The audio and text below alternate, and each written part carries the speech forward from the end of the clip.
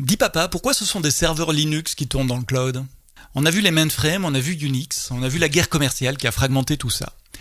Mais pendant que les géants se battaient entre eux, un mouvement souterrain prenait forme. Des gens pensaient que le logiciel devait être libre. Libre de l'étudier, de le modifier, de le partager. Un idéal radical, porté par un homme barbu au MIT, qui allait poser les fondations de tout ce qui vient après. C'est cette histoire que je vous raconte aujourd'hui.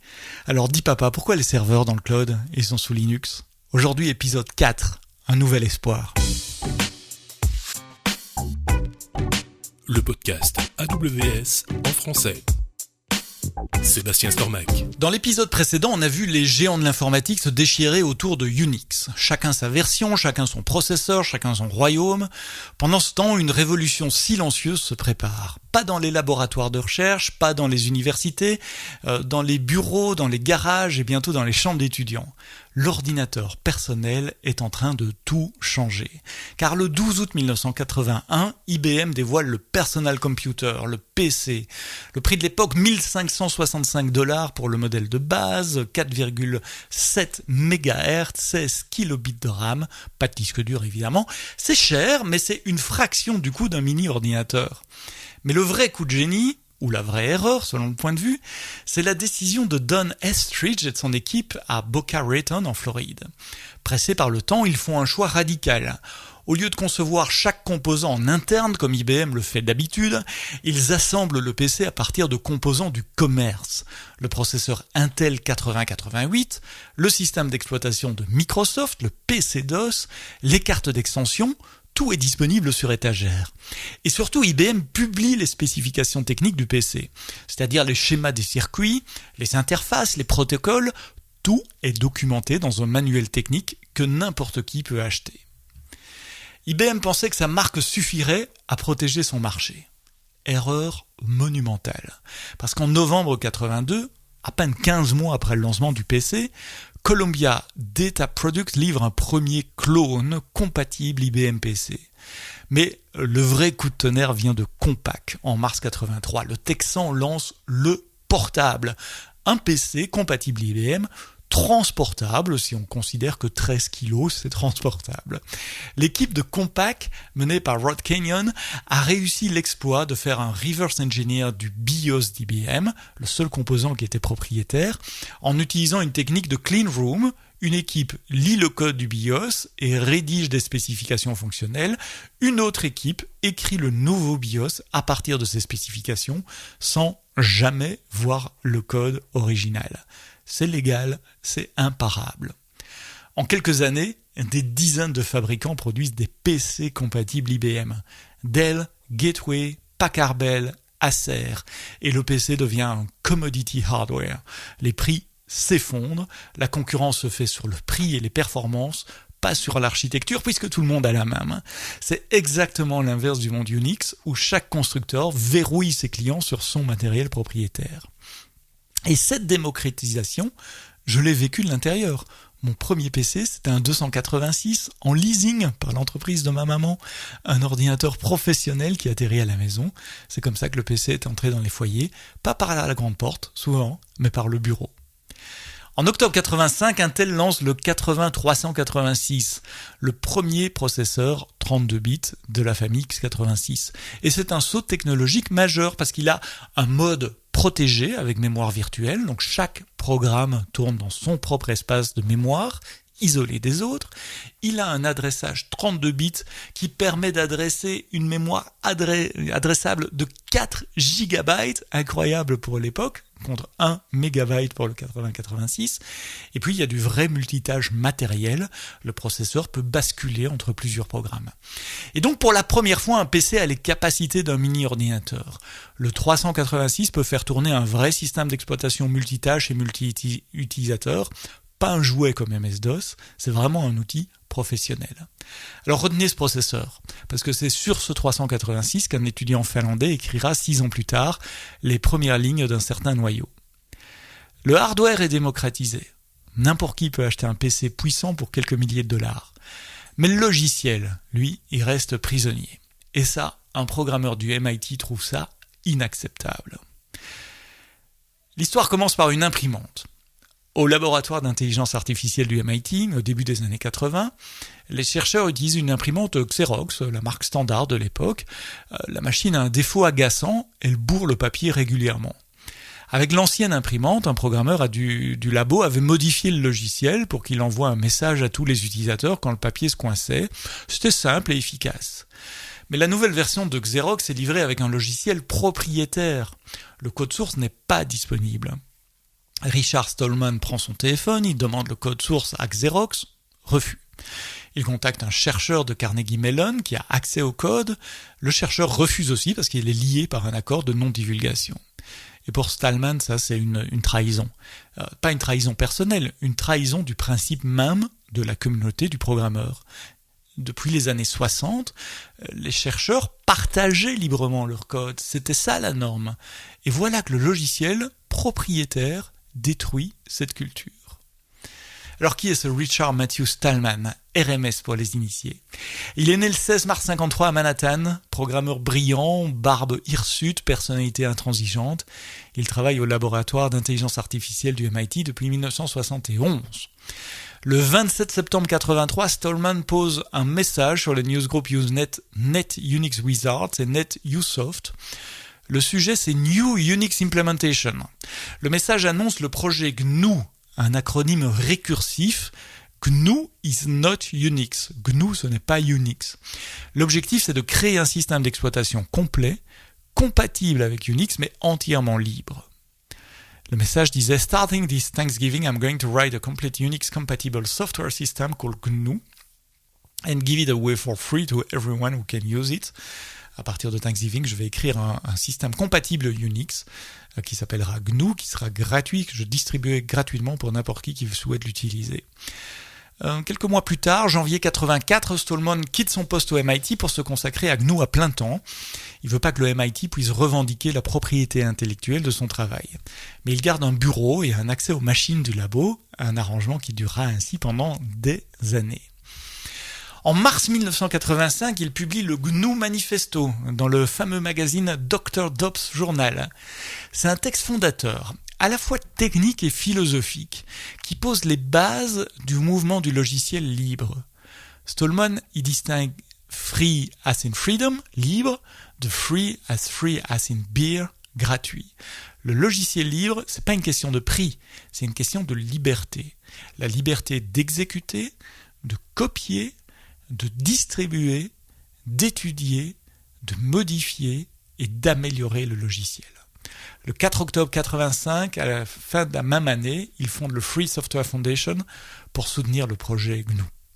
Et Stallman ne se contente pas de philosopher, il code. Et il code vite, et tout seul, il écrit son code à la main. GNU Emacs en 1985, un éditeur de texte extensible, programmable, qui devient le centre de gravité de la communauté GNU. Emacs est si puissant que la blague circule, Emacs est un excellent système d'exploitation, il ne lui manque qu'un bon éditeur de texte. 87, 2 ans plus tard, GCC, le GNU Compiler Collection, un compilateur C, libre, portable, de qualité professionnelle, c'est l'outil le plus important du projet GNU, parce que sans compilateur, impossible de construire quoi que ce soit. GCC permet à n'importe qui, sur n'importe quelle machine, de compiler du code C sans payer de licence. Vient avec GCC GDB un an plus tard, le debugger GNU, et puis le shell GNU Bash, Born Shell Again, un interpréteur de commandes libres qui remplace le shell propriétaire de Unix. Et puis les core utils, ls, cp, mv, cat, grep, set, awk, toutes les commandes de base de Unix, réécrites à partir de zéro, libres de tout code AT&T. En quelques années, le projet GNU produit un écosystème complet d'outils de développement et d'utilitaire système. Tout ce qu'il faut pour faire tourner un système d'exploitation Unix-like, sauf le système d'exploitation lui-même. En février 1989, Stallman publie la licence GNU General Public License, la GPL. C'est l'invention juridique la plus importante de l'histoire du logiciel libre. Le principe est simple et radical, c'est un copyleft. Vous pouvez copier, modifier, redistribuer le logiciel. Mais toute version modifiée doit être distribuée sous la même licence. La liberté est virale, elle se propage à chaque fork, chaque modification, chaque distribution. La GPL retourne le copyright contre lui-même, au lieu d'utiliser le droit d'auteur pour restreindre, Stallman l'utilise pour garantir la liberté. C'est un hack juridique d'une élégance redoutable. La GPL V2 suit en juin 91, c'est cette version que Linus Torvalds choisira pour Linux quelques mois plus tard. Stallman a construit les outils. Le PC a démocratisé le hardware, mais il manque une pièce au puzzle, et c'est la plus importante. Parce que le projet GNU avait toujours prévu de créer son propre noyau. En 90 déjà, le développement de GNU Hurt commence. L'architecture choisie est ambitieuse, un micro-noyau basé sur Mac, développé à Carnegie Mellon. L'idée est assez élégante, un noyau minimal qui délègue les services, les systèmes de fichiers, les pilotes réseau par exemple, la gestion des mémoires, à des processus séparés qui eux tournent dans l'espace utilisateur. C'est plus modulaire, c'est plus propre, c'est plus résilient que les noyaux monolithiques traditionnels jusque-là. Mais Hurt, c'est un projet académique dans l'âme. Les décisions de conception sont débattues sans fin, l'architecture micro-noyau, qui est séduisante en théorie, s'avère cauchemardesque à implémenter, le débogage est un enfer, quand un service plante, il faut comprendre les interactions entre des dizaines de processus qui communiquent par message. Et en 91, la situation est la suivante. GNU a produit le compilateur, GCC, le débugger, GDB, un shell, Bash, un éditeur de texte, Emacs et des centaines d'utilitaires. Tout est prêt de ce côté-là. GNU Hurt, lui, est en développement, mais il est loin d'être utilisable et il sera jamais vraiment terminé. En 2026, aujourd'hui, plus de 35 ans après son lancement, Hurt reste un projet expérimental. BSD, lui, je vous l'ai raconté dans l'épisode précédent, il est empêtré dans le procès avec USL, FreeBSD, NetBSD n'existe pas encore, et les Unix commerciaux coûtent des milliers de dollars et tournent sur du matériel propriétaire. Il y a aussi Minix que j'ai déjà cité, c'est un système pédagogique conçu par un professeur d'université, Tannenbaum, mais lui il est volontairement limité. Tannenbaum lui refuse les contributions qui le rendraient trop complexe parce qu'il utilise Minix pour implémenter, pour apprendre, pour enseigner les principes des systèmes d'exploitation à ses étudiants.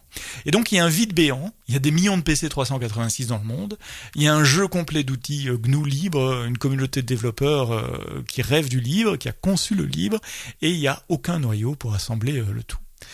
Alors pensez-y, le PC IBM de 81 a créé le hardware standard. Intel a produit le 386, un processeur capable de faire tourner un vrai Unix.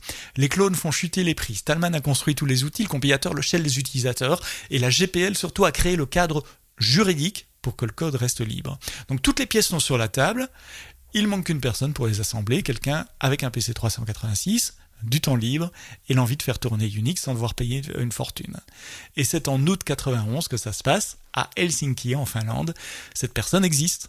Elle a 21 ans, elle s'appelle Linus Torvalds et elle va utiliser GCC, le compilateur de Stallman, pour écrire un noyau sur son PC 386, le hardware démocratisé par IBM. Le noyau s'appellera Linux, combinaison évidemment de Linus, son prénom, et Unix. Et il comblera exactement le vide que Hurt n'a jamais réussi à combler. C'est la convergence la plus improbable de l'histoire de l'informatique. Le hardware d'IBM, les outils de Stallman, le vide laissé par Hurt, le gel juridique de BSD, tout converge vers un étudiant finlandais et son PC. Alors faisons le point. En 1990, le paysage informatique ressemble à un champ de bataille après une décennie de guerre. On a d'un côté le camp propriétaire, qui est fragmenté. Il y a Sun qui vend Solaris sur Spark, IBM AX sur Power, HP vend HP UX sur PRISC, SGI sur IRIX, DEC sur Ultrix et Alpha. Chaque constructeur a son Unix, son processeur, son écosystème fermé. Les clients sont prisonniers, les développeurs sont épuisés de porter leur code sur 5 plateformes différentes. De l'autre côté, on a le camp PC Microsoft qui monte en puissance. Windows 3, lancé en 90, se vend à 10 millions d'exemplaires en 2 ans. Microsoft prépare Windows NT, un vrai système d'exploitation 32 bits pour les entreprises, pas une couche graphique au-dessus des MS-DOS, et le PC domine le bureau, mais sur le serveur, Windows n'est pas encore vraiment crédible. Le camp du logiciel libre, le troisième, a les outils, mais pas le système. GNU a tout sauf le noyau, la FSF a la vision, la licence, la communauté, mais sans noyau, c'est une armée avec des armes, mais pas de général. Et puis, le quatrième camp, c'est BSD, qui est le candidat naturel pour unifier tout ça. C'est un Unix libre, mature, avec TCP intégré, mais en procès avec AT&T, et ça va le paralyser au pire moment. Donc le paradoxe de 90, c'est que la réponse à notre question « Pourquoi Linux sur le cloud en 2026 ?» se trouve dans cette configuration précise. Si GNU avait eu son noyau à temps, on parlerait peut-être de GNU Hurd. Si BSD n'avait pas été paralysé par un procès, on parlerait peut-être de FreeBSD. Si les Unix propriétaires n'avaient pas été si fragmentés, si chers, si fermés, personne n'aurait eu besoin d'une alternative. Mais l'histoire ne fonctionne pas avec des si. L'histoire fonctionne avec des gens qui agissent au bon moment. Le hardware est prêt, des millions de PC 386 dans le monde, les outils sont prêts, GCC, Bash, CoreUtils, GNU, la licence est prête, la GPL v2, le vide est béant, pas de noyau libre, BSD paralysé par un procès. Toutes les conditions sont réunies, il ne manque qu'une seule personne, quelqu'un avec du temps, un PC et l'envie de combler ce vide. En août 91, c'est à Helsinki que ça va se passer dans le prochain épisode. Comment un étudiant finlandais de 21 ans a assemblé toutes ces pièces, a créé le système d'exploitation qui fait aujourd'hui tourner le monde. C'est vendredi prochain dans toutes les bonnes applications de podcast. Mais d'ici là, quoi que vous codiez, codez-le bien.